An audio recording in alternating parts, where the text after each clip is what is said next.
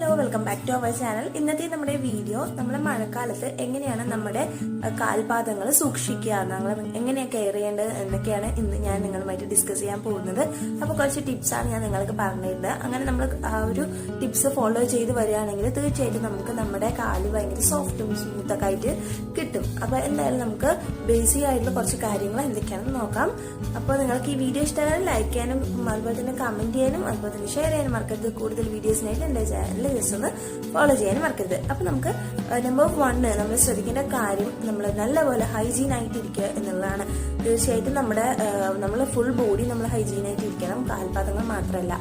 Especially നമ്മൾ കാൽപാദത്തിന്റെ care എടുക്കുമ്പോഴത്തേക്കും കാല് നല്ലപോലെ വൃത്തിയാക്കാം. മഴക്കാലൊക്കെ ആണ് നമുക്കറിയാം.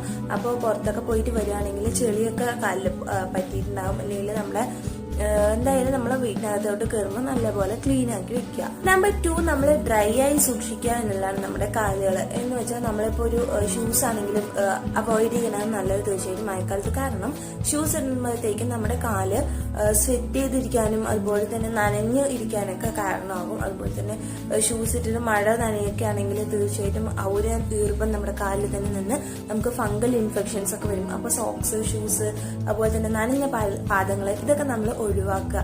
എന്നിട്ട് നമ്മൾ നമ്മുടെ കാൽപാദങ്ങൾ ഡ്രൈ ആക്കി സൂക്ഷിക്കുക. മാക്സിമം ഡ്രൈ ആക്കി വെക്കുന്നതായിരുന്നു നമ്മൾ മഴക്കാലത്ത് ചെയ്യേണ്ട ഏറ്റവും വലിയ കാര്യം. അതുപോലെ തന്നെ ഇങ്ങനെയുള്ള കാര്യങ്ങൾ നമ്മൾ ഷൂസ്, സോക്സ് ഒക്കെ ഉപയോഗിക്കുകയാണെങ്കിൽ നമ്മുടെ കാലിന് തന്നെ ഒരുപാട് പ്രോബ്ലംസ് വരും.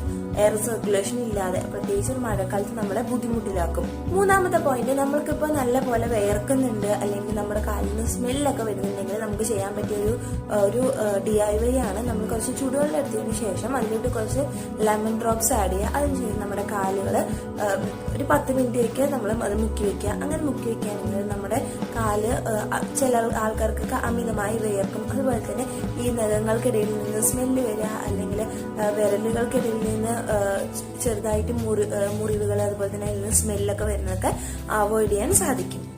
നാലാമത്തെ പോയിന്റ്, നമ്മൾ ഡെയിലി ഇല്ലെങ്കിലും വീക്ക്ലി ഒരു 2 or 3 നമ്മൾ ഫുഡ് നല്ലപോലെ സ്ക്രബ് ചെയ്യുക. സ്ക്രബ് ചെയ്യുമ്പോൾ നമ്മുടെ ഹീൽസിലും അതുപോലെ തന്നെ കാലുകളിലൊക്കെ ഉണ്ടാകുന്ന ഡെഡ് സെൽസ് റിമൂവ് ചെയ്യാൻ ഹെൽപ്പ് ചെയ്യും. അതുപോലെ തന്നെ നമ്മുടെ സ്കിന്നൊക്കെ ഇങ്ങനെ തരതരാന്ന് എണിച്ചൊക്കെ നിൽക്കുന്നുണ്ടെങ്കിൽ ഒരു തരിതരിപ്പ് ഉണ്ടെങ്കിൽ അതൊക്കെ റിമൂവ് ചെയ്യാൻ ഈ സ്ക്രബിങ്ങിലൂടെ സാധിക്കും. അതിനായിട്ട് ഒരു ഫുഡ് സ്ക്രബ്ബർ മാത്രം നമ്മൾ വാങ്ങി വെച്ചാൽ മതിയാവും.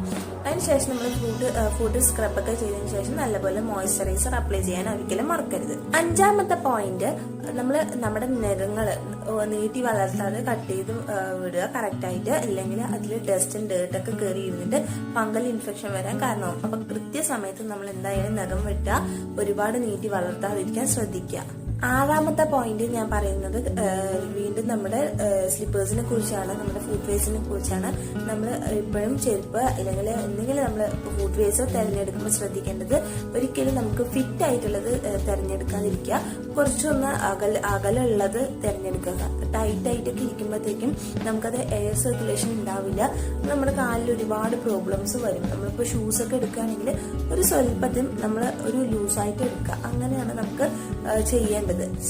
നമ്മൾ ടൈറ്റ് ആയിട്ട് ഇടുമ്പോഴത്തേക്കും ഫംഗൽ ഇൻഫെക്ഷൻസ് പോലെ ഒരുപാട് കാലിലെ പ്രശ്നങ്ങൾ വരും. അപ്പൊ അത് ഓവർകം ചെയ്യാനായിട്ട് നമ്മൾ കുറച്ച് ഒരു പൊടിക്ക് വലിയ ഫുഡ് വെയർസ് സെലക്ട് ചെയ്യുക. അതുപോലെ തന്നെ നമ്മൾ ഇപ്പോൾ പുറത്തൊക്കെ പോയിട്ട് വന്ന് ചെരുപ്പിൽ അഴുക്കൊക്കെ ഉണ്ടെങ്കിൽ, സ്ലിപ്പേഴ്സ് ആണെങ്കിലും ഫുഡ് വെയർസ് ഏതെങ്കിലും അതിൽ അഴുക്ക് പരന്നിട്ടുണ്ടെങ്കിൽ, കാരണം റെയിനി സീസണൊക്കെ ആണ്, തീർച്ചയായിട്ടും മഴവെള്ളമൊക്കെ ചെരുപ്പിന്മേലും അതുപോലെ തന്നെ കാലിന്മേലൊക്കെ ഏൽക്കാൻ സാധ്യതയുണ്ട്. അപ്പൊ എന്തായാലും നീറ്റായിട്ടും ക്ലീൻ ആയിട്ട് വെക്കുക. ചെരുപ്പുകൾ പുറത്തു പോയാൽ കഴുകി വൃത്തിയാക്കി വെക്കുക. പിന്നെ ധാരാളം വെള്ളം കുടിക്കുക. ഏറ്റവും കൂടുതൽ നമുക്ക് മഴക്കാലമാണ് വെള്ളം കുടിക്കാൻ ബുദ്ധിമുട്ടായിരിക്കും. അപ്പൊ പലതരത്തിലുള്ള വെള്ളങ്ങൾ ഉണ്ടാക്കിയിട്ട് ധാരാളം കൺസ്യൂം ചെയ്യുക. അതാണ് നമ്മുടെ ബേസിക് ആയിട്ടുള്ള കാര്യങ്ങൾ. അപ്പൊ ഇത്രയും ഫോളോ ചെയ്യണമെങ്കിൽ തീർച്ചയായിട്ടും നമ്മുടെ ബോഡി ഫുള്ളും തന്നെ